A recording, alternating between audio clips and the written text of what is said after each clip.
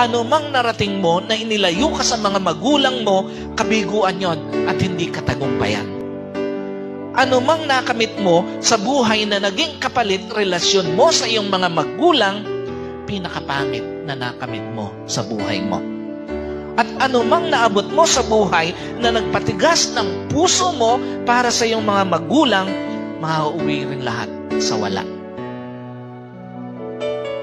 Hindi nagtatapos ang pagiging anak mo dahil kaya mo na.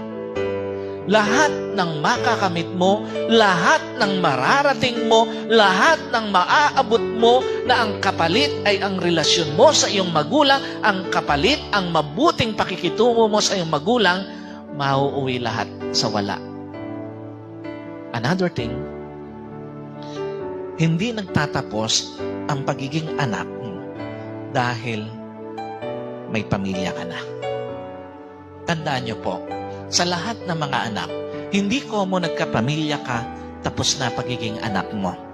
Sa kabila ng pagkakaroon mo ng pamilya, dapat mapanatili mo ang pagkalinga sa iyong magulang.